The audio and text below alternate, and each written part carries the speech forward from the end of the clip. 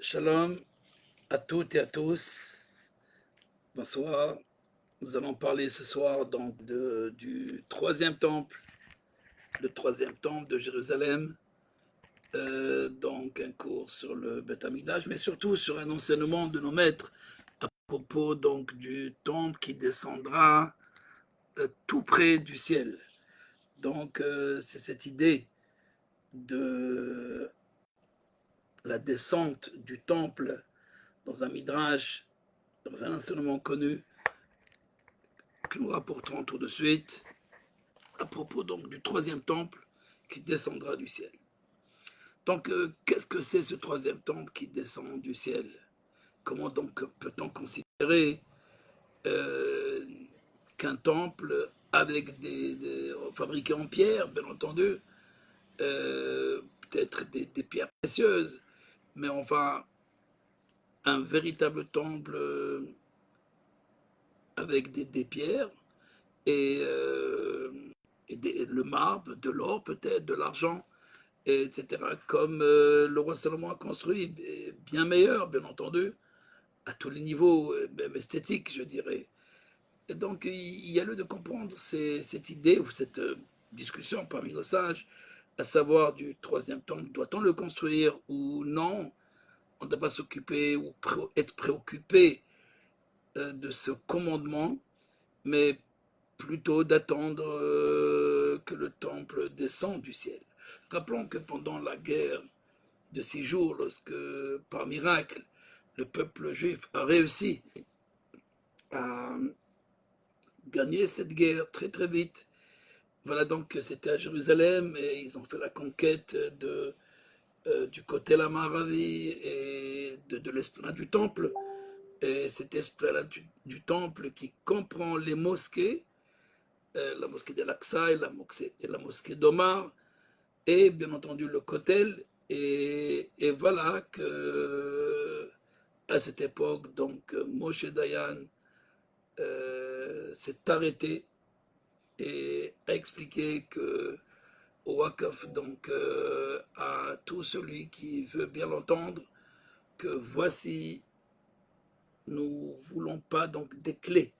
On remet les clés que le Wakaf a remis parce qu'il pensait donc que les musulmans qui étaient sur l'esplanade du temple pensaient que c'est fini, que nous avons plus rien à faire et nous n'avons plus rien à penser encore de la mosquée.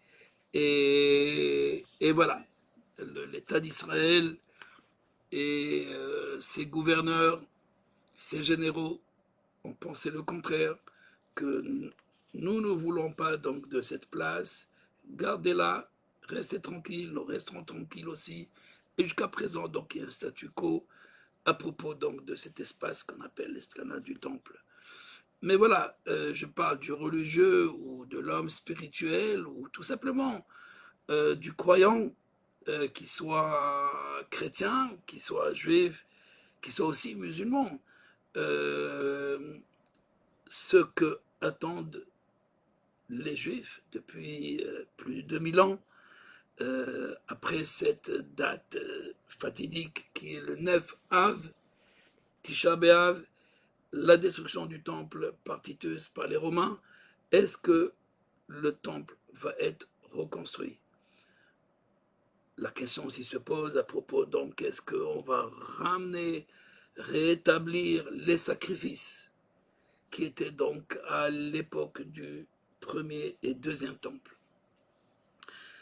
J'ouvre juste une parenthèse, d'après le Gaon de Vilna, si le peuple juif arrive un jour à faire juste un sacrifice, un seul bélier, une seule ola, un seul korban, un seul sacrifice, alors sachez que tous les tikkunim, toutes les réparations, tout ce qui va en résulter donc de cette action sera le plus grand tikkun du peuple juif, qui rétablira la paix.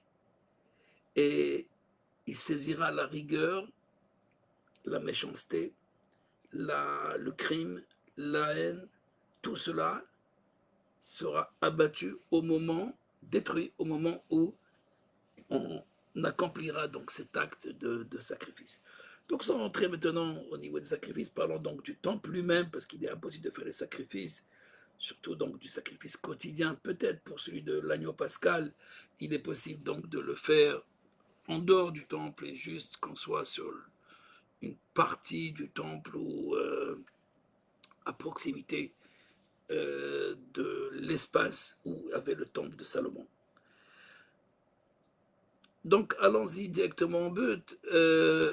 À propos donc de ce Beth Amikdash, à propos de ce temple, d'où vient cette idée, d'où vient cet enseignement que un jour nous allons voir le temple descendre. Qu'est-ce qui va descendre exactement du ciel? D'abord, avant de rapporter cette Agada, cet enseignement des grands maîtres d'Israël, à propos donc du temple qui descend du ciel, rappelons que la majorité des maîtres qui s'en appellent des poskim, les décisionnaires de la loi, parlent donc de la mitzvah, du commandement de construire le temple. Comme est écrit dans la Torah, ils me feront un sanctuaire et je résiderai parmi eux. Donc Maïmonide en premier lieu, Maïmonide dit qu'il y a un commandement de construire le temple là où il était à l'époque du roi Salomon. Donc c'est dans cet espace qu'il faut donc construire le temple. Et c'est un commandement positif dans la Torah de construire le temple de Jérusalem.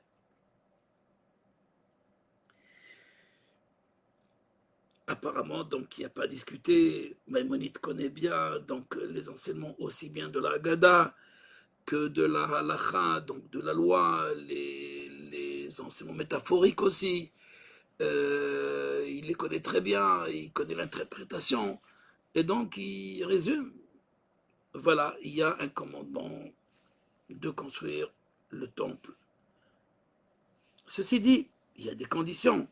Il y a aussi donc des difficultés pour construire le temple, etc. Mais sans entrer donc dans la pratique, uniquement donc au niveau de la théorie.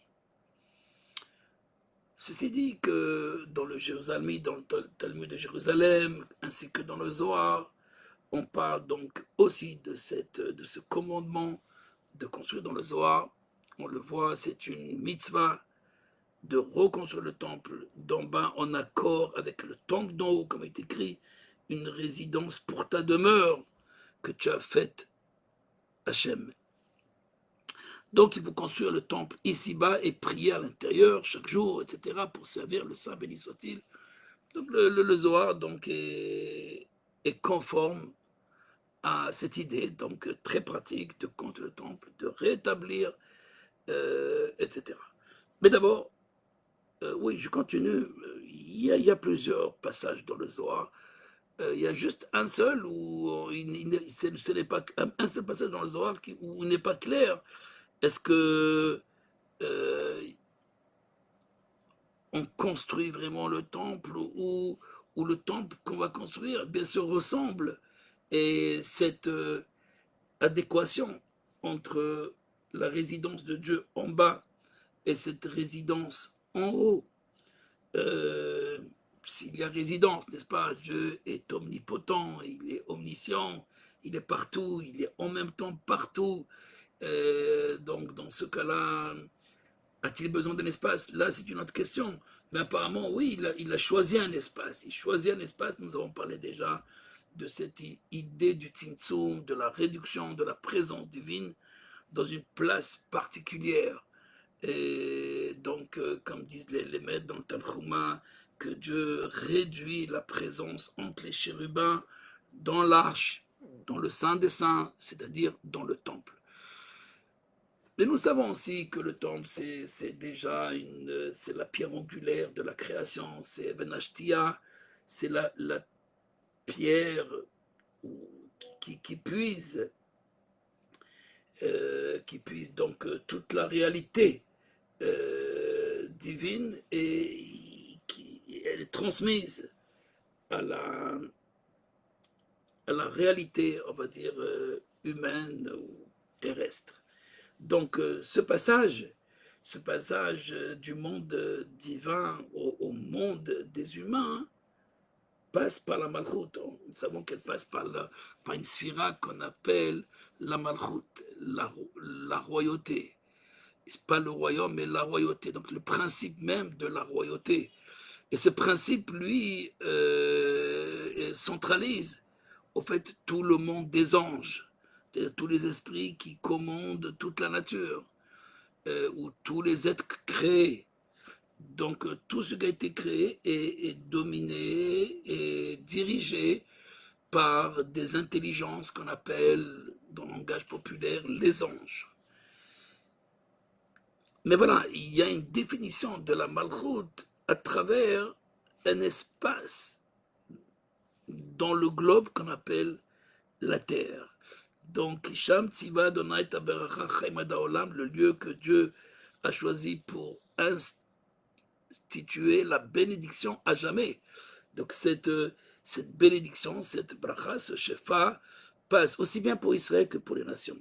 Comme nous savons, les prophètes parlent de ma maison sera une maison pour toutes les nations du monde.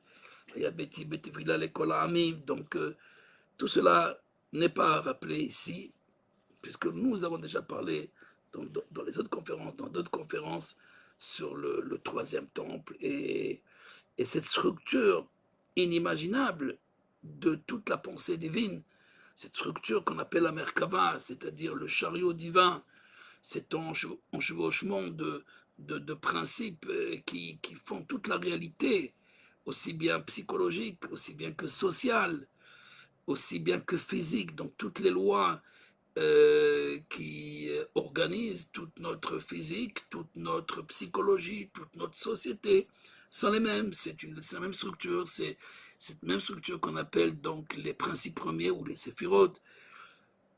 Elles ont une forme, on va dire une forme, c'est difficile de parler d'une forme, mais une organisation de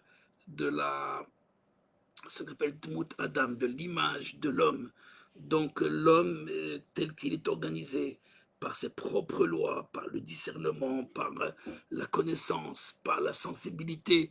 Donc tous ces points, tous ces traits de caractère chez l'homme et tous ces principes, que ce soit dans la physique ou dans la société, eh ben, s'expriment par les instruments du temple, que ce soit la menorah pour les yeux, que ce soit la table avec la table de préposition avec le pain pour considérer donc notre alimentation et plus, beaucoup plus, la bouche, les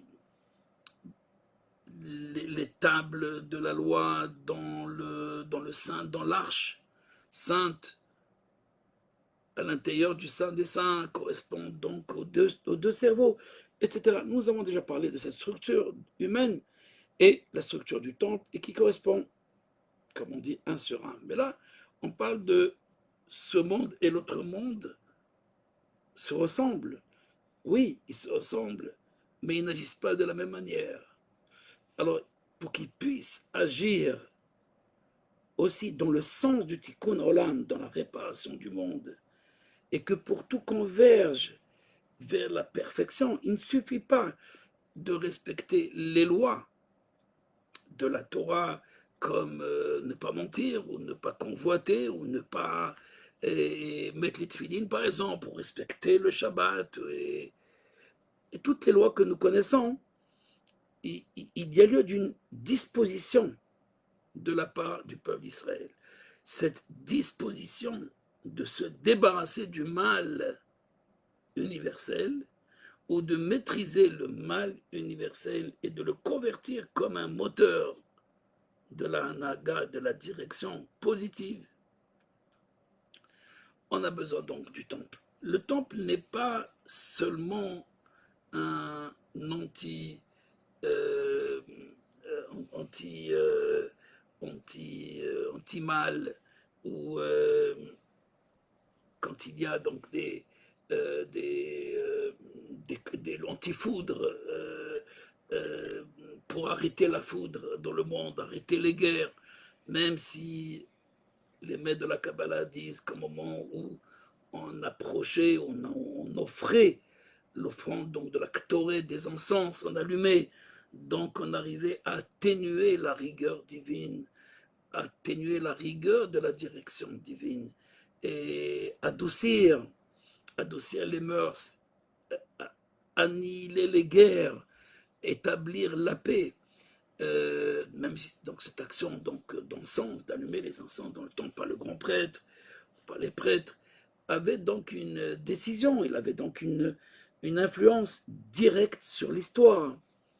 Mais bon, vers la fin du premier comme du second temple, ça marchait plus, ça fonctionnait plus. Les instruments, les ustensiles du temple ne faisaient plus donc rôle important.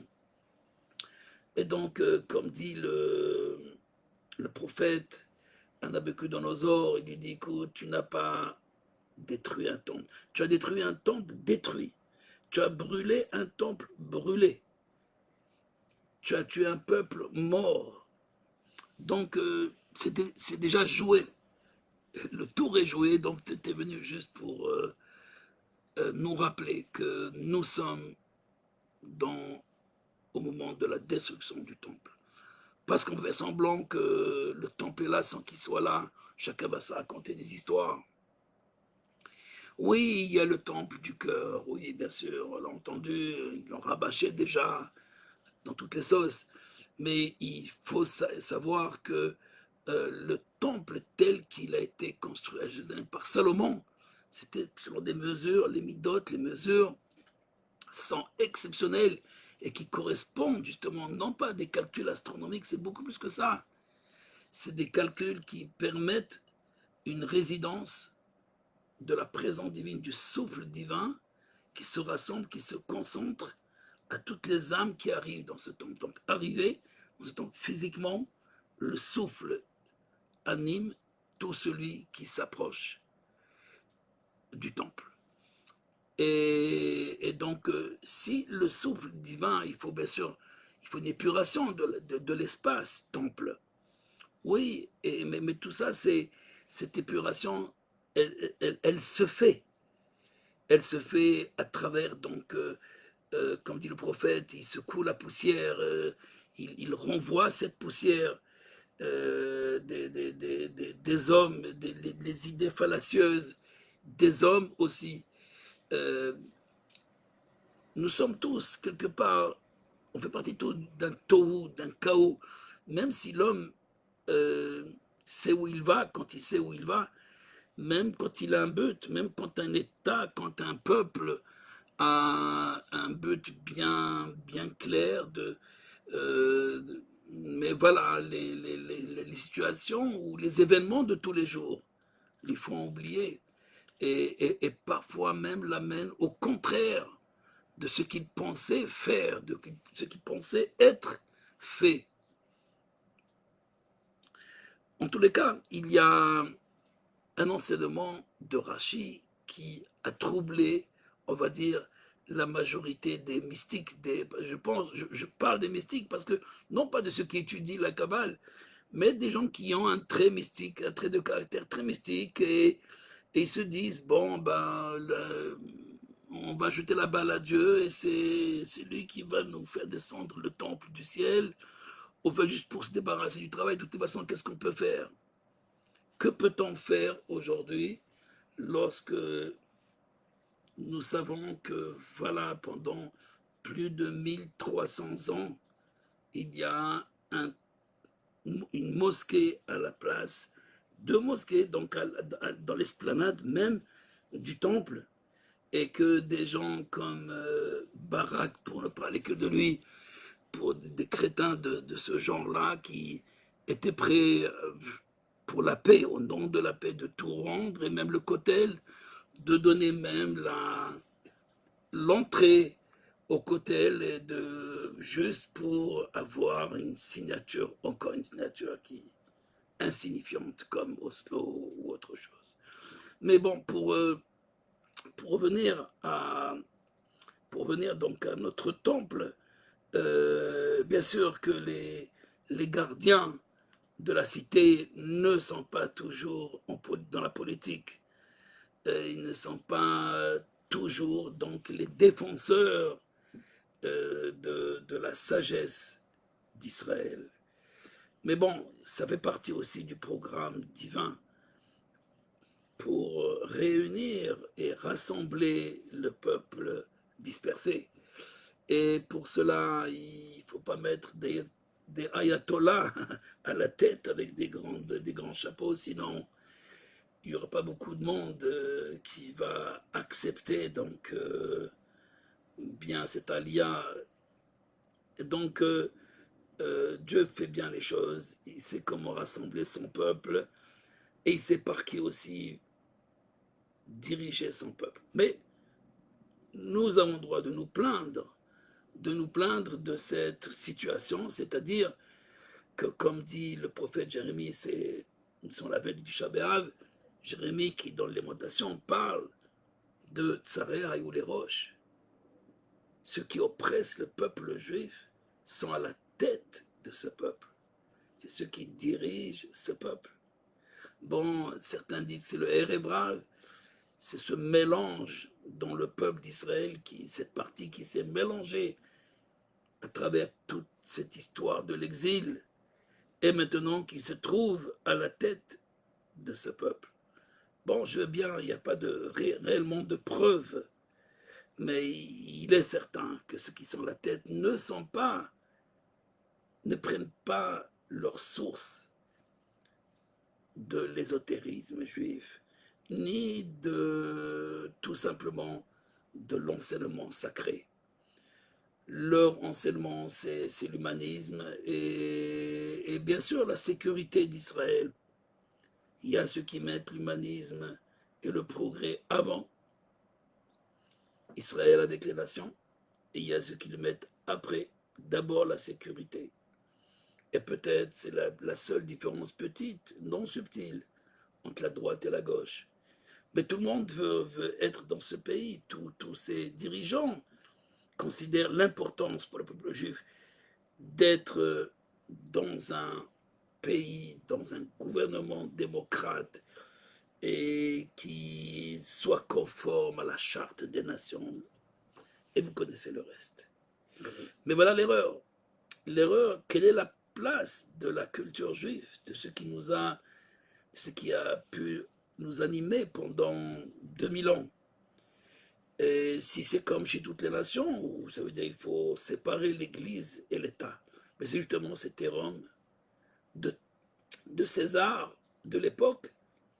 Donc il y a 1957 ans que le temple a été détruit par Titus. Eh bien, c'était l'idée qu'ils ont refusé à cette époque-là de séparer l'Église de l'État. Enfin, l'époque, la synagogue de l'État, le Beth Amikdash de l'État. Donc, ils étaient prêts à garder le saint, si on voulait, à condition qu'on fasse distinction entre le corps et l'âme. Mais voilà, nos maîtres disent que le Beth Amikdash correspond à ce cou, le cou de l'homme, le cou, la nuque. Le cou, c'est le tsavar et c'est Binyamin, cette partie qui relie la tête, le cerveau, la pensée divine, la Torah, la Chokhmah. Mais le corps qui travaille, le corps qui laboure, le corps qui combat, qui réalise, qui exprime la pensée. Mais il faut le canal et de transmetteur. Et quand la transmission n'est pas bonne, dans une voiture ou dans un avion, peu importe, rien ne va.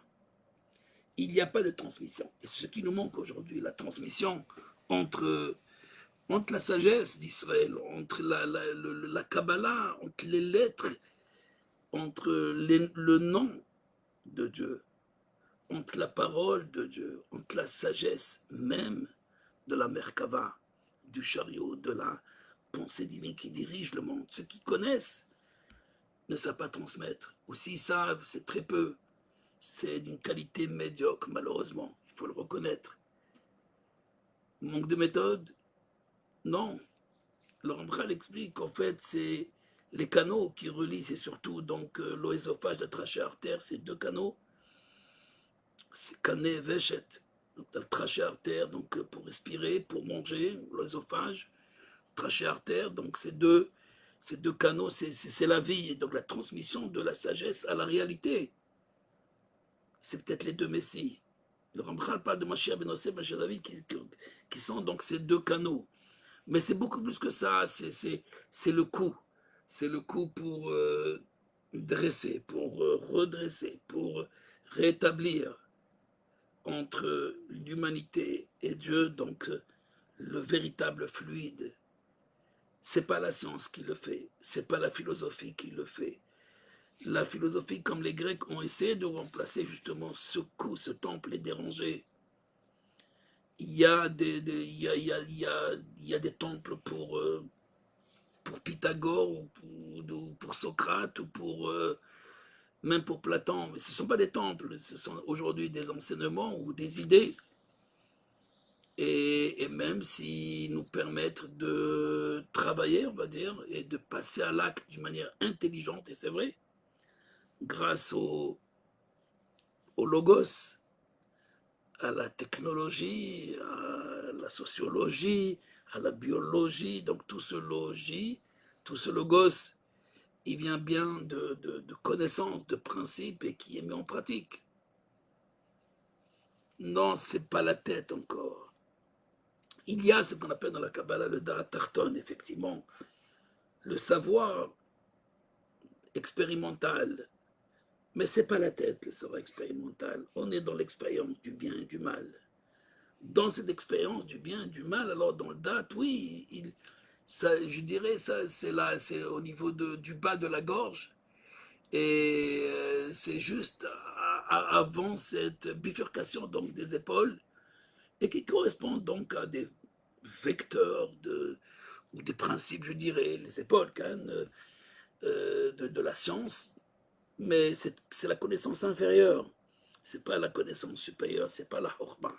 Cette chorma, Bo'i Arouach, le Zohar en parle lorsque Saint béni, le Saint béni soit-il, va délivrer son peuple, alors il va demander au Ruchot, au souffle de se rassembler.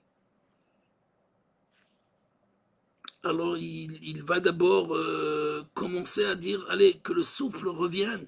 Et ce souffle qui se rassemble, n'est-ce pas? Alors, comment il les rassemble?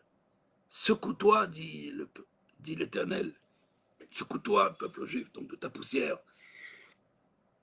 Reprends ta place à Jérusalem. Et Dieu lui dit, alors, comment tu vas guérir, mon peuple? Comment tu guériras? Et c'est en rassemblant donc ce souffle. Ce souffle, bien sûr, on peut dire que c'est aussi l'idée donc du sionisme qui a attrapé un souffle, de rassembler concrètement, physiquement, même si ce n'est pas dans un but sacré. Mais qu'est-ce qui est sacré? Qu'est-ce qui n'est pas sacré? C'est pour sauver le peuple juif de la disparition. Donc tout peut être rattaché. Et ça fait partie, justement, ce qui pousse Galuyot, du souffle. Et donc, il y a souffle, et encore souffle, jusqu'au Roi Chochma Obina, le souffle de la sagesse, le souffle de la compréhension. Et ce souffle, c'est Roi Chapen ou Mashiach Adonai, c'est notre Messie. Le Messie d'Israël sera ce souffle qui va réunir tous les souffles. Il n'y en a pas 4, il y en a 6 dans le verset dans Isaïe. Et donc, quand le roi, lui, va devenir le roi Chapen, ou le souffle de nos narines, Meshiach Adonai, le Messie d'Hachem, que Hachem va envoyer à son peuple. Il ne faut pas l'attendre, il ne faut pas attendre ce souffle, parce que le souffle existe. Il existe dans la sagesse d'Israël, il existe dans le Zohar, déjà et en premier lieu dans le Zohar. Il existe dans les écrits du Harizal, il existe dans les écrits du Ramchal, dans les écrits de la Chassidoute aussi.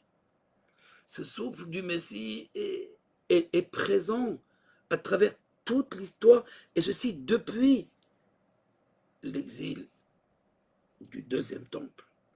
C'est après la destruction du deuxième temple que ce souffle a été, on va dire, ramassé, a été rassemblé par ces grands sages d'Israël. Mais il faut reconnaître, comme je disais tout à l'heure, il manque ces canaux de transmission.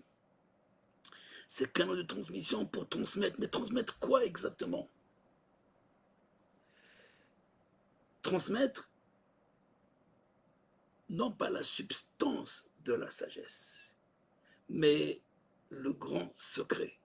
Le grand secret de la Havaya, de Yudke Vavke. Le secret du tétragramme, ce qu'on appelle les 4 lettres, qui font donc le mot Yudke Vavke, ces lettres, l'existant, qui donne l'existence. Mamtsi Kol Nimtsaim, celui qui était et qui est et qui sera. Dans la Havaya, il y a l'être au passé, l'être au présent, l'être au futur. Mais l'être qui donne la possibilité à l'existence, aux créatures qui ne sont pas des êtres comme lui, mais ils sont une existence uniquement par lui. Cette connaissance, même si nous le savons au niveau de la Emouna, de la foi, et chez tous les peuples, ne nous empêche pas de tuer, c'est-à-dire d'éliminer la présence de Yudke Vavke, de réduire le Tselem, de réduire la présence divine, de se comporter comme des chats et comme des chiens, plutôt des mauvais chiens. Et avec cette connaissance, ce n'est pas suffisant.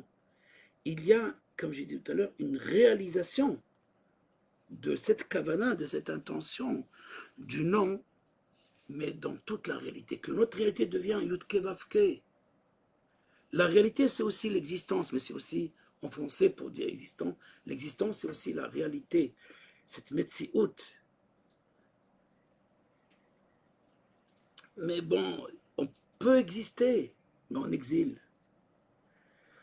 On peut exister dans le palais. Mais qu'est-ce qui fait qu'Israël devient le palais? C'est le temple. C'est le temple qui va permettre à Israël d'obtenir ses mochines. Bien sûr, le corps, depuis 75 ans, 76 ans, se construit, s'est construit et se construit à tous les niveaux, physique comme spirituel. Mais encore une fois, la tête est là et le corps est là-bas. Et il manque ce savoir. Joseph dit nos maîtres, quand il a vu Benjamin qui, son frère, son petit frère, et c'est le dernier, c'est la malchoute dont je parlais tout à l'heure, la royauté, c'est le principe de la royauté. Il tombe sur son cou, sur sa nuque, pour être plus exact. La Torah dit sur son cou, Vaipol al-Tzavarav, et pour signifier au fait la chute du temple, la destruction du temple. Et une deuxième fois, Tzavarav au pluriel, il tombe sur les coups de son frère. Et donc Joseph qui est la main d'œuvre d'Israël. Et Judas, on peut dire, c'est cette sagesse de David, de Salomon, des enfants donc de Judas. Et ce n'est pas suffisant. Il faut ce transmetteur. Il faut cette transmission. Qui est cette transmission? Même si ce n'est pas le but de ce cours, je répondrai, bien entendu, sur cette fonction donc de transmetteur de Moïse. C'est le premier transmetteur. Mais voilà, le Rambral nous dit que dans Otsrot, Rambral, quand Dieu dit à Moïse, monte sur le mont de Havarim, le mont Nebo. Donc tu vas monter sur le mont, donc il est de l'autre côté d'Israël, de l'autre côté du Jourdain. Il dit, tu vas voir la terre. Allez al Hara Havarim. Et donc, le Ramchal explique ça à Varim, c'est le Mahavar, c'est la transmission. Voit le temple, il voit le temple. Moïse essaie de chercher le temple, c'est-à-dire en fait qui vont être ceux qui vont permettre à cette Torah de se perpétuer dans ce peuple. Ça ne veut pas dire que le peuple n'est pas responsable, bien sûr qu'il est responsable. Et il mérite ce qu'il a au niveau de ses maîtres. Mais quand même, si les maîtres pouvaient, ces maîtres pouvaient transmettre ce qu'il faut au moment où il le faut, aux personnes qu'il faut, alors les choses iraient d'une manière beaucoup plus, plus forte, plus grande, plus merveilleuse tout simplement. Donc, le temple ne descendra pas du ciel. Le Ramchal écrit, pourquoi il ne descendra pas du ciel? Parce qu'il faut le construire. Le temple, c'est le coût. Il faut construire le coût. Mais en vérité, comme un pont, je peux donner un exemple. Deux peuples, la Russie et les Ukrainiens, ou peu importe, les Juifs et les Palestiniens. Alors, vous habitez là-bas, on habite ici. On va construire ensemble quelque chose. On va construire un pont entre nous. Vous allez construire cette partie et nous construisons la partie qui est chez nous. Vous construisez la partie qui est chez vous. Mais voilà, l'exemple n'est pas bon parce que il faut construire un pont entre Dieu et toute l'humanité. Vaya Betty, c'est ma maison. Dieu a choisi ses constructeurs, c'est le peuple juif. Vous allez être les constructeurs de mon temple, de ma maison. Soit cette maison va être la maison des nations. Vaya Betty, Betty Villa, les Kolamim. Comme a dit dans Tsephania, dans Sophonie, ma maison sera une maison pour toutes les nations. Aucun peuple ne propose sa maison pour toutes les nations. Mais c'est Dieu qui le propose. Et il choisit ce peuple. Le peuple, au cou, à la nuque, rude. Et donc, et ce peuple à la nuque, c'est problématique. Oui, parce que le premier qui va servir du coup, on va dire d'Akadosh Baruch Hu, c'est Moïse, c'est Moshe. Et il doit chercher les Messies. Il doit chercher le Mashiach ben Yosef. Il doit chercher le Messie, fils de David, le Messie, fils de Joseph. Il doit les chercher. Pour le moment, il trouve juste Yoshua Benoun, Josué. C'est lui qui va faire entrer le peuple. Mais il ne construit pas le temple. C'est même pas David.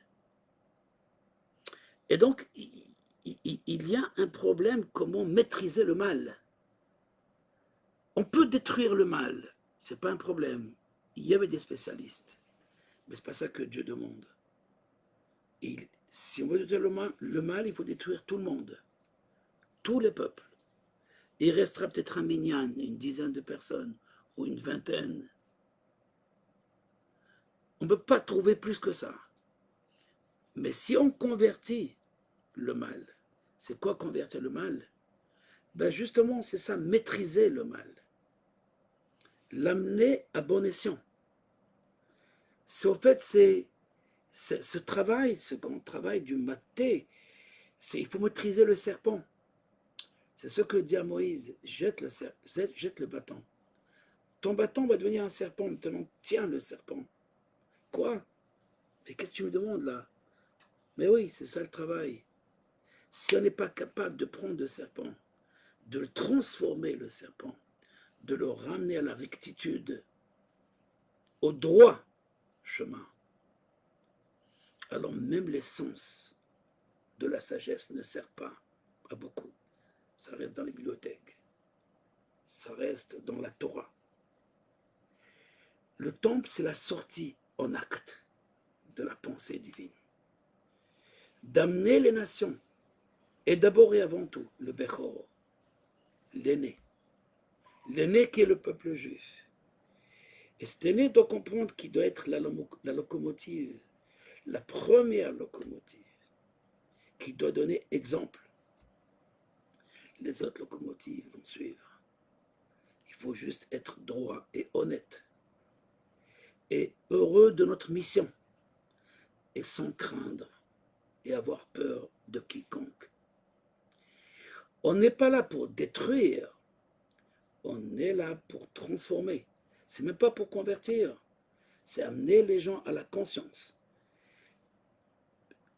Chaque nation doit rester la nation qu'elle est, avec juste un GPS vers Jérusalem, un GPS vers le Beth Amikdash, vers le sanctuaire, vers le lieu où tout adhère, vers le lieu où il y a l'adhésion, la krivout, c'est-à-dire la hitkalilut, l'insertion. Mais il ne s'agit pas de faire l'insertion des immigrants. On n'est pas en France, ni en Belgique, ce n'est pas la fonction d'Israël. Chacun est inséré déjà à l'ange préposé et à l'enseignement de ce qui lui a été transmis. Mais qui amène la science de l'unification? Cette science d'unification qu'on appelle Yichud HaElyon, l'unité suprême qui amène dans ce monde, pas dans le monde des âmes, dans le monde des corps. Réellement, c'est pas Moïse. Le Ramchal dit, Moïse n'a pas réussi parce qu'il fallait 8 degrés. Le 7e degré a été atteint par le roi Salomon. Et c'est terminé. Et même son temple a été détruit. S'il avait atteint tous les 8 degrés du coup, les 8 degrés, que le Ramchal explique dans cette page de Vaïtranan, dans le Pirouche à Mitzvot. Alors, qu'il y a 8 commandements dans ce Vaïtranan, dans notre paracha d'ailleurs de la semaine, Vaïtranan, et dans cette vision, il y a 8 degrés. Moïse, il ne les voit pas, donc il doit rester en exil. Et Dieu le met, il dit voilà, attends la révélation de tout cela pour pouvoir à ton tour entrer et revenir sur cette terre et sur ce temple que tu convoites. Alors pour terminer, le Ramchal explique si il y a un temple, le 3e temple, c'est le niveau du Keter, c'est le niveau de l'assemblage des créatures, mais les plus forcenées qu'il y a, des plus sages qu'aux plus forcenés. Mais intégrer tout. Vous allez dire, mais Salomon, il a tout intégré. Il n'a pas intégré Ashmadaï, le roi des démons. Le roi des démons. Il a peut-être intégré la reine de Saba. Il a peut-être intégré l'Éthiopienne ou la fille de Pharaon. Cette fameuse fille de Pharaon que Salomon, cette sagesse de Chokhmat Mitzrayim, mais pas maîtrisée, puisque lui-même est tombé, le roi Salomon. Donc quoi? Avec les femmes, avec la débauche, même s'il retourne, reste qu'il n'est pas capable d'apporter la restauration de toute l'humanité. Il a montré la faiblesse de l'humanité à un moment donné, l'idolâtrie et la débauche. Bien sûr, tout cela nous montre qui va amener cette organisation qui organise de bout en bout de l'humanité. C'est impossible. Oui, c'est Dieu tout seul. Cette volonté de Dieu s'appelle le Keter Elyon, la grande couronne, le grand principe de la couronne. Et cette couronne, elle a une disposition, une vision de l'humanité. Cette vision de l'humanité, il faut l'apprendre. On peut l'apprendre. Le Ramchal a écrit Mishkene Elyon, les temples suprêmes, pour expliquer justement les midotes, les mesures du temple, du troisième temple que Ézéchiel a vu déjà. Après la destruction du temple de Salomon, Ézéchiel, entre le premier et le second temple, voit déjà et il décrit cette vision. Et il donne toutes les descriptions.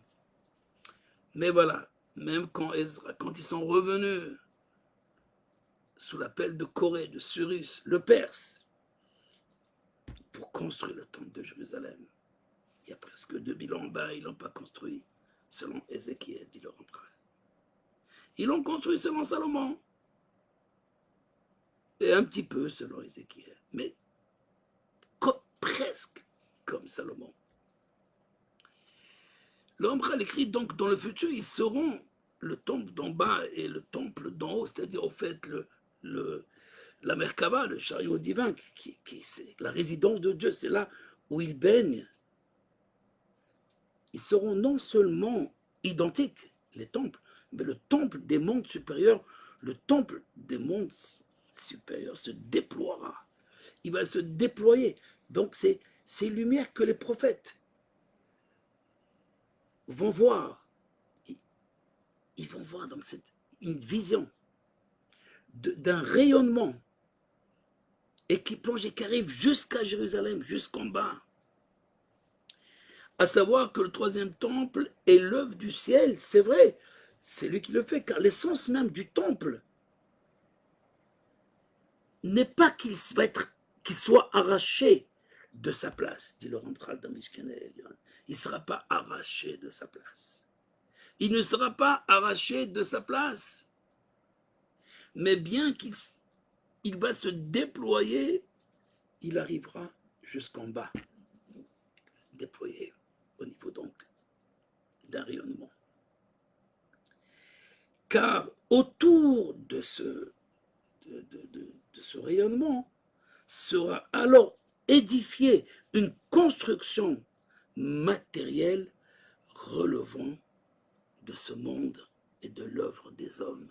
C'est-à-dire, au fait, ce sont des hommes qui vont construire, des constructeurs du temple, les bâtisseurs du temple. Comment bâtir ce temple? Il faut se préparer. La lecture du livre Mishkene Elyon, qui existe en hébreu, que notre institut a publié déjà depuis plusieurs années, et qui a été traduit en anglais, mais pas en français pour le moment, peut-être, qu'il y aura donc des zélotes qui vont oser traduire ce livre, mais bon, même s'il reste très difficile, il y a un enseignement qui est abstrait, mais quand même, il y a des mesures exactes, d'apprendre, de faire des plans, d'imaginer, jusqu'au moment où on va être délivré de notre matérialité, de notre matérialisme et de pouvoir être réellement une transmission subtile de ce plan qui existe déjà. Ce plan enferme l'intégration de toutes les idées de l'humanité. Non pas de tous les hommes, mais de toutes les idées qu'ont fait les hommes, que Dieu a fait, mais compris que partiellement et dans des mauvaises directions souvent. Parce qu'il y a à apprendre de tout. Même de l'idolâtrie, il y a à apprendre. Non pas les idoles, Chas Shalom, il y a à apprendre ce cœur, cette volonté de s'approcher, cet enthousiasme. Mais en aucun cas des formes. Et donc, il y a quelque chose qui apprivoisait à un moment donné de l'histoire des hommes, ensuite des peuples, à faire, à agir et à construire des empires, pour la majorité déjà détruites, parce que, mais qu'est-ce qu'il en ressort de Rome? Qu'est-ce qu'il en ressort de la Grèce, qu'est-ce qu'il en ressort? De la Chine, de l'Inde, du Tibet, etc. Qu'est-ce qui reste concrètement? Alors tout cela, bien sûr, procède de quelque part d'une profondeur que beaucoup de sages disent, elle provient des débris des tables de la loi que Moïse a cassées quand il a vu l'idolâtrie. Et pourtant, il y a quelque chose qui va donc aller dans l'eau et qui va, que les ruisseaux, que les rivières vont porter avec elles, dans l'eau même. Il y a, comme dit le prophète Jérémie, Chochma Bagoim, il y a une sagesse, une science aussi chez les Goïm, chez les non-juifs. Mais il n'y a pas réellement la Torah, Torah Bagoïm, l'Otamin. Si on te dit la science, les sciences chez les Goïm, tu peux y croire. Tu crois. Mais si on te dit il y a la Torah chez les Goïm, n'y crois pas. Et donc depuis Jérémie, qui a préparé le peuple à la destruction du temple, il a préparé le peuple justement à cette déconnexion avec la prophétie, la déconnexion avec la sagesse divine, la déconnexion de la tête et le corps. Alors on agit sans comprendre. On agit en tuant le bien et le mal sans mélanger. Il n'y a personne qui peut faire l'épuration. Et comme a dit le prophète aussi, à propos des sages de son époque, qu'ils soient d'Israël ou d'autres pays ou d'autres peuples, tous sont corrompus. Kulam oavim shochad. Chacun sans corruption, parce qu'il n'a pas la vision. Il n'a pas cette vision de tout le corps, c'est une partie du corps. Pour terminer, on a compris qu'il y a une partie divine dans le temple. Bien sûr, le plan est divin, même à l'époque de Salomon, mais ce n'était pas encore la perfection. Ça veut dire la compréhension de Salomon, même de la Torah, et de l'amener à une pratique d'épuration et de maîtrise du mal jusqu'à amener le peuple et ensuite les nations dans la voie de l'éternité, a échoué même à l'époque de Salomon. Alors vous dites, s'il a échoué à l'époque de Salomon, l'homme le plus sage, il n'existe pas un homme qui est arrivé à une telle chorma, une telle science. Il comprenait les oiseaux, il comprenait les arbres, il comprenait le végétal, l'animal, il comprenait les macro, micro, tout ce que vous voulez. Mais voilà, il y a quelque chose qui lui échappe. Il y a une charnière qui lui échappe. Ou deux, je ne sais pas. Mais il suffit d'une pour permettre à celui qui est entré, pour casser, pour créer donc cet espace vide.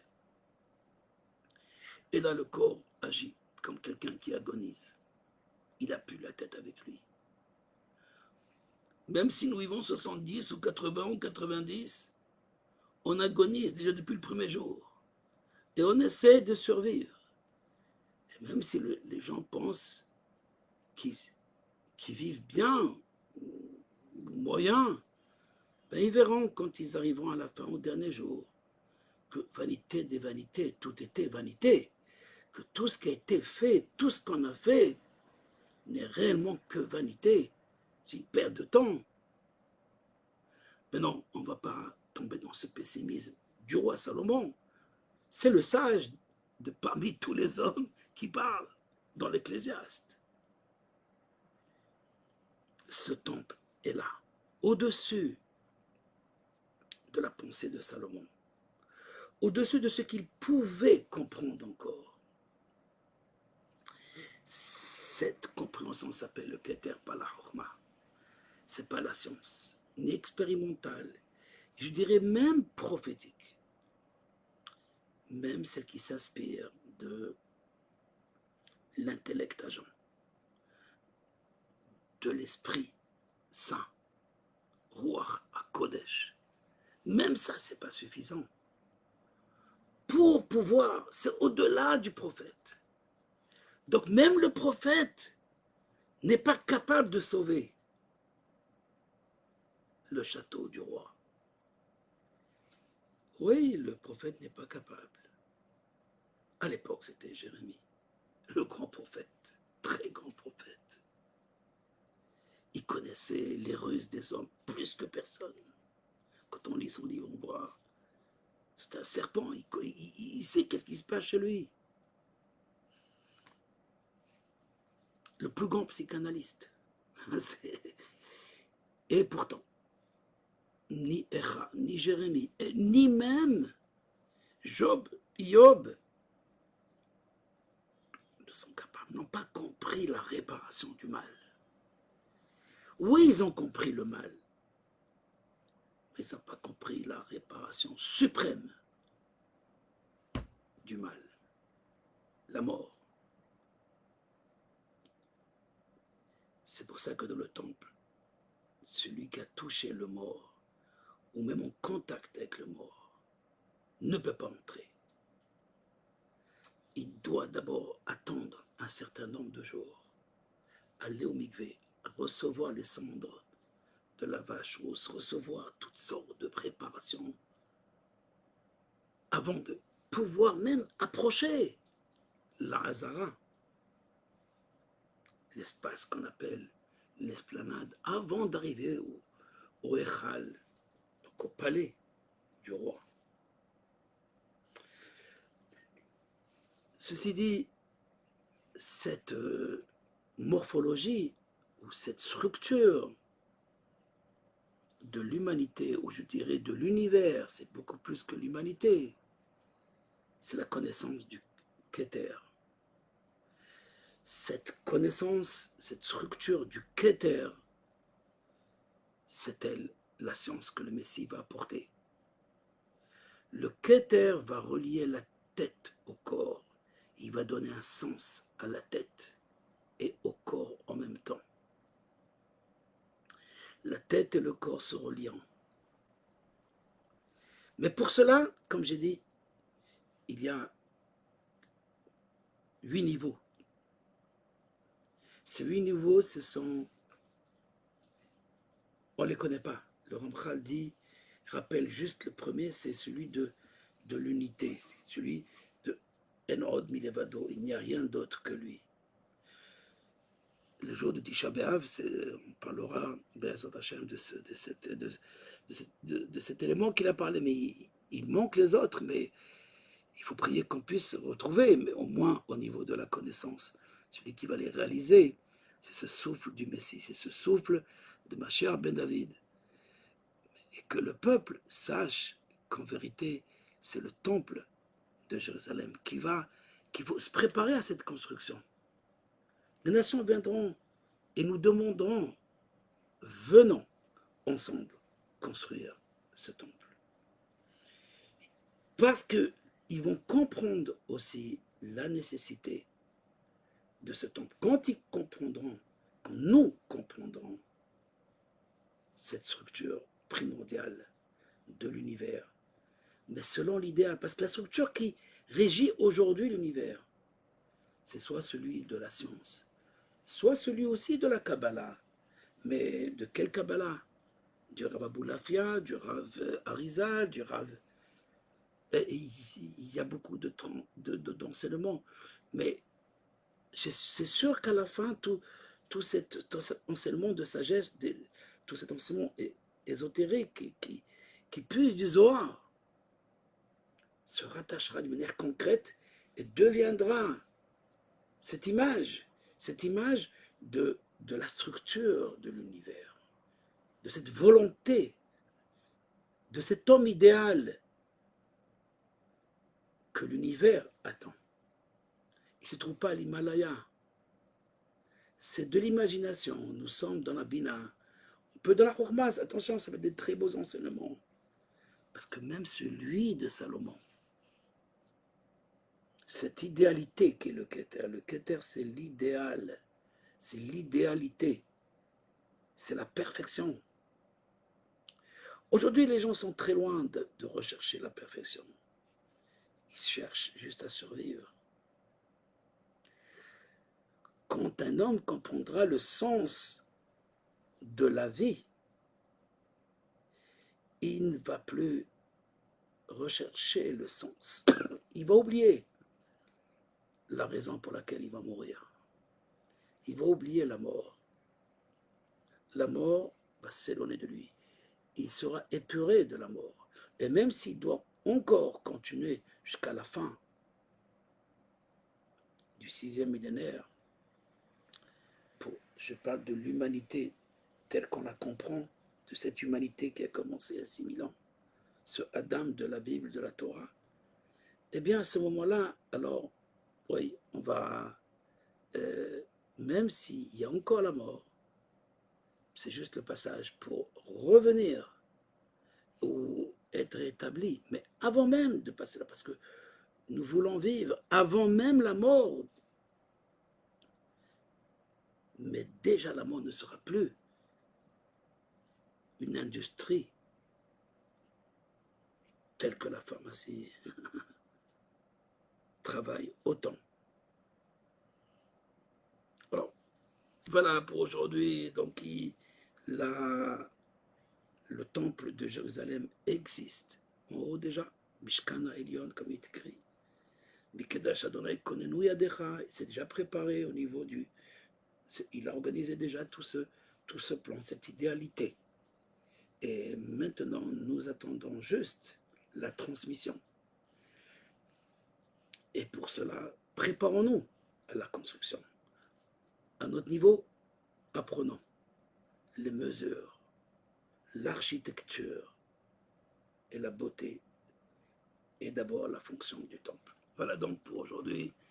Je vous dis à très bientôt et que Hachem fasse que le jeûne du Tisha B'Av, ainsi que ces moments difficiles pour tout le peuple juif et pour toute l'humanité, de cette guerre qui continue tous les jours, chaque instant, et devoir d'aller chercher notre, bien sûr, notre tikkun, notre espoir, non pas dans les personnes qui ont mis leur valeur uniquement dans l'humanisme, c'est ce progrès, cet humanisme qui les font tuer, nous font tuer aussi.